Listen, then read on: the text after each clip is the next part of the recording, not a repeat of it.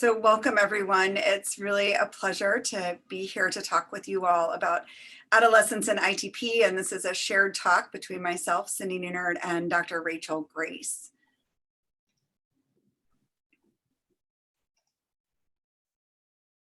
So during this talk, what we'd like to do is begin to appreciate the similarities and differences in the treatment strategies for adult and children with ITP, and really understand that with adolescents, ITP is unique. Engage in a discussion surrounding just shared decision-making, which can be used to improve the care of adolescent patients, and then provide an overview of some of the treatments that can be used in the adolescent setting. So I think it's good to have some cases, and I think this will really highlight the similarities and differences as we go through this talk. So our first case is a 13-year-old who presents with 24-hour history of bruising and petechiae, no other bleeding, no family history. Our exam just reveals the petechiae and bruises that the family had reported. And when we get our CBC back, we have a platelet count of 4,000, but everything else is otherwise normal. So a pretty typical 13-year-old presenting to our pediatric clinic with a platelet count of 4,000 in the setting of ITP. On the other hand, we have a 21-year-old who presents now over to our adult clinic, just 2 floors up on the elevator, with the same 24-hour history of bruising and petechiae.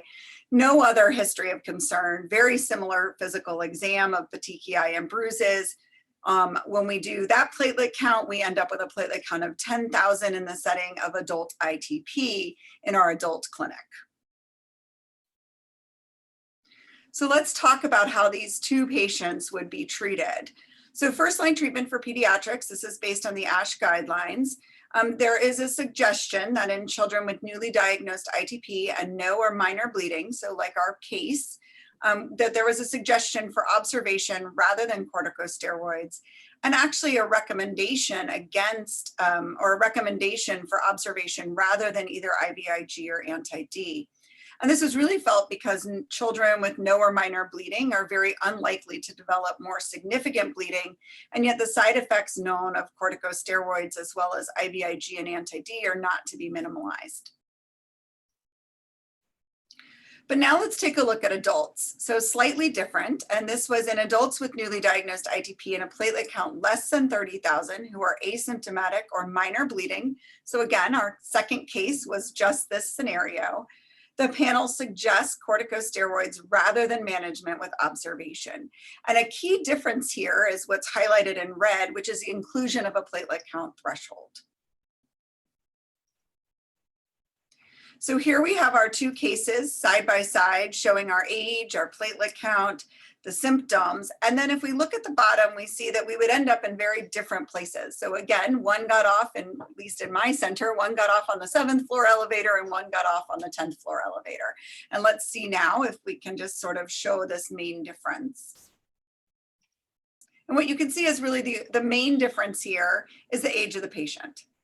Very similar platelet counts, very similar symptoms, but that age alone has led to very different recommendations in the guidelines regarding their treatment. So let's see what happens with our patient. So case 1, our 13-year-old now has ITP for 3 months. The platelet count is 12,000. There's heavy menstrual bleeding in addition to the scattered petechiae and bruises. And so this is sort of prompting now a discussion about treatment. The patient did not respond to the initial short course of corticosteroids and had a very temporizing response to IVIG that was received for the first new onset of menstrual bleeding. So this is a patient that now we're starting to begin discussions about what second-line therapy we can use to help with the bleeding control. Our second case is our 21-year-old who also has had ITP for 3 months now. The platelet count is 11,000 after tapering off of prednisone, which would be the initial recommended therapy. Still only continues to have scattered petechiae and bruises, but now requires second-line therapy because of failed response to corticosteroids. So again, very different indications for why we're starting second-line therapy. So in pediatrics and children with ITP who were unresponsive to first-line therapy and requiring treatment, the panel suggested a TPO rather than rituximab, also suggested a TPO rather than splenectomy, and then suggested rituximab rather than splenectomy. And if we work through this, what this is really saying is that there was a favoring of the TPORAs in the pediatric population, followed by rituximab, and then really reserving splenectomy for those children that were most severely affected and had a long duration of their ITP. If we come over to adults, things got a lot more complicated. We didn't end up with a nice sequence of treatments because the thought was that in the adult population, adults who have had ITP for greater than 3 months and were unresponsive to corticosteroids, that perhaps there were a lot of other factors that needed to be taken into account in the heterogeneity of that population that might affect how the decision would fall out. And so it was a little less clear than in pediatrics, where we really were trying to favor drugs without a significant side effect profile in the pediatric population. In the adult population, there was a little bit more of a mixed discussion about how to really tailor therapies, given that you were dealing with such a wide range of differences in patient characteristics. And this just shows here ultimately how the guidelines resolve this by kind of showing a flow diagram of how one might approach a patient, an adult patient with ITP, when considering the factors in making a decision regarding second-line therapy. So if we think about our two cases again side by side, we have both cases have persistent ITP, so ITP for greater than 3 months. Again, a major difference is our age. Our age is 13 or 21. In case one, we're really applying therapy because of bleeding symptoms. The patient started having menstrual periods, and this has really led to the need for some form of treatment. In case two, our patient still continues to be rather asymptomatic, but because they've failed corticosteroids and because the platelet count continues to persist less than 30,000, the recommendation is for therapy. In a more clean fashion, with the pediatric case, we were able to suggest the TPORAs over rituximab or splenectomy, sort of favoring avoidance of any side effects. Whereas in case two, the guidelines were a little bit more complicated, suggesting rituximab rather than splenectomy, suggesting a TPORA rather than rituximab, and then really falling on the either splenectomy or TPORA. However, in this case, they really would have argued against splenectomy, just given that the patient has only had persistent ITP, reserving splenectomy for more chronic ITP, but a little bit of discussion around patient characteristics when it comes to whether or not this patient would get rituximab or a TPORA. So why are things so different? Again, these patients don't vary that much in age, these two cases. They actually don't vary that much in their ITP presentation. But yet, based on our guidelines and based on sort of drawing a line in the sand and which clinic they might go to, you can see that things would be quite different perhaps with their treatment and how they're handled. So as we know, ITP is a continuous disease. It can occur at any point during the lifespan. However, we do have a spike sort of in the younger age group, and then another spike in sort of our older age group around the 40 to 60 year age. And so we're sort of, we have this kind of dip. We have a little bit of a peak again in the teenage years, but kind of a dip in around the 20s. And I think what happens is we base our treatment approaches on kind of the two clusters that occur, the really young age group and the really older age group, recognizing that somewhere in the middle, we have a blended population. And what we do for a toddler maybe perhaps should be different than what we do for a teenager, but what we do for somebody who's 22 maybe doesn't need to be the same as what we would do for somebody who's 60 or 80 and has additional risk factors perhaps for bleeding or other concerns. This was a really nice graph of this that looked at kind of the things that can occur with ITP, looking at the pediatric population, comparing it to the adult population. And again, I think when we do our treatment, we're focused on the two ends, right? The bookends of this graph, rather than where they intersect in the middle. When we look at things like bleeding, when we look at whether or not somebody has a low platelet count, whether or not we think that they're going to respond to the treatment that we give initially, what's their quality of life? Can we assess it? It's a little bit harder to do with a toddler than it might be with an adolescent or an older adult. Do we have a predilection for any gender? What's our rate of really severe bleeding? So intracranial hemorrhage that we worry about the most. And then do we have other comorbidities or medications that we have to think about that might classify a patient in a different risk stratification? So again, as we can see here, I think our guidelines are targeting the two ends of this, but clearly there's overlap somewhere in the middle that we need to be considering. And I really like this. This was combining two different registries, the Park Registry and a registry out of France, that really showed that despite some differences, when we really look at this kind of blended intersecting population of adolescents and young adults, they're likely not that much different. They are both as likely, just about 50%, to develop chronic ITP. The presentation of bleeding at diagnosis 6 and 12 months is not that variable, as well as the number of patients that go on to need second-line therapy. So while maybe we have extreme differences at the end of our age populations, if we were to compare a toddler, say, to an 80-year-old, when we really look at this adolescent and young adult population, perhaps it's a group that should be pulled out and looked at as their own entity in terms of how we treat them. We have a little bit of leeway in our guidelines, and this is always there, and it's always really nice. Our guidelines present just a platform for us to work off of as clinicians. And they do say that in adults, the platelet count threshold at which we should be treating is not known. They also say that maybe at higher platelet counts or younger patients, so just like our case, that there may be a reason to do observation and not give them treatment.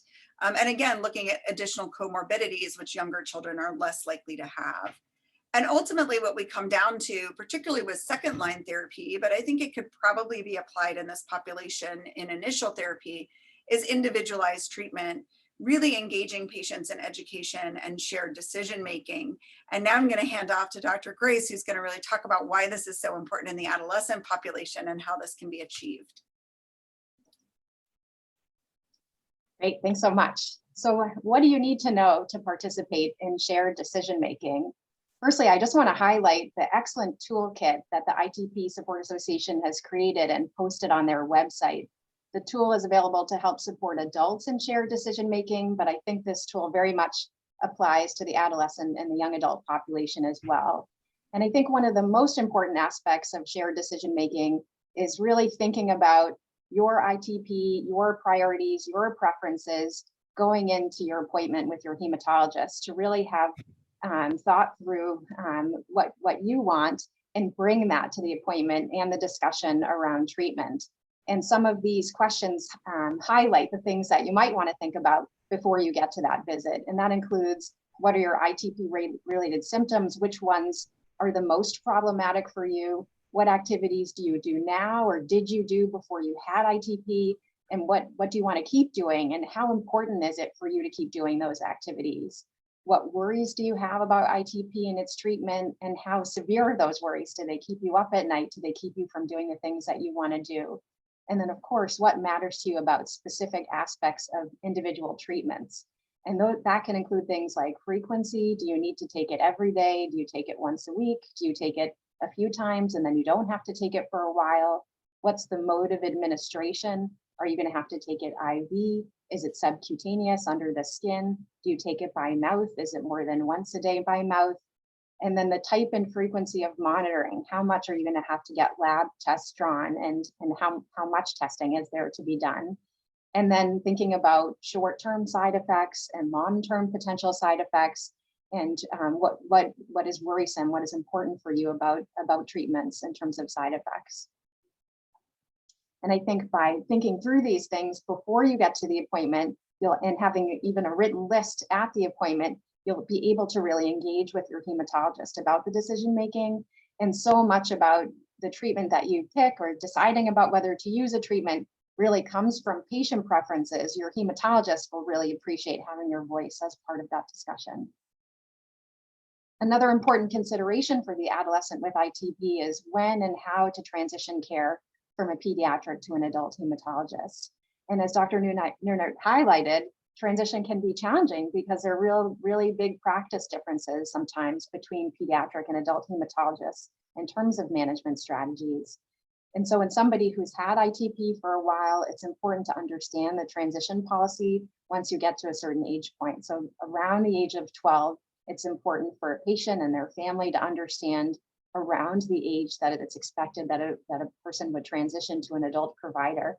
And that can be quite variable by the hospital or by the country that you live in terms of what policies are in place. In addition, in adolescence, and I would say even in early to late childhood, it's important to try to take an active part in your own care for the child and then the adolescent, to be a big part of the visits, to be able to start to report their own symptoms and how the ITP is affecting their day-to-day, to be able to list their current treatments and even treatments that they've trialed in the past and know what effects they had and potential side effects that they had, and really take an active part in the discussions around management with their pediatric provider so that they're well prepared for the time that they start with an adult provider. And I think it's important when you're seeking out or identifying who is the adult hematologist that you or your child will be transitioning to think about whether you share the same values with the hematologist in terms of utilizing a shared decision-making strategy and selecting among treatment options and deciding on treatment strategies, and talking with your pediatric hematologist about that as well. We know that an extremely common symptom of ITP in the adolescent age group is fatigue. In an observational study of children and teenagers who started second-line therapies, more than half had reported a high level of fatigue.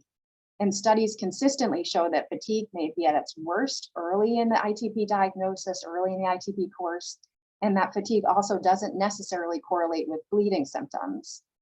Therapies that raise the platelet count can improve fatigue in many patients.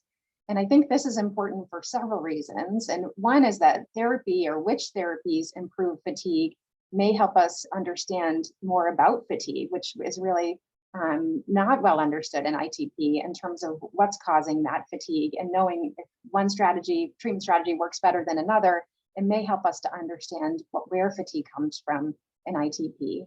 And in addition to that, we know that ITP then may be indicated, ITP treatment may be indicated to treat fatigue, even in the absence of bleeding symptoms, since fatigue and bleeding don't always correlate.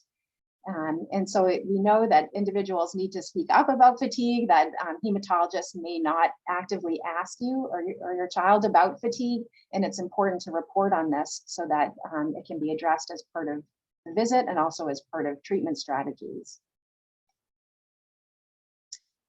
We know that decreasing stress and being active and spending time outdoors are incredibly effective ways to maintain health and well-being. And this, of course, is true in people who have ITP as well. And with ITP, it's important to have a sense of which activities you can participate in and which ones are safe for you. And several studies have shown that hematologists are not in agreement about safe activities for various different platelet counts. So if you've received inconsistent messaging, that's what we know about hematology practice as well, is that I think hematologists are sometimes uncertain about which activities may be safe with different platelet counts.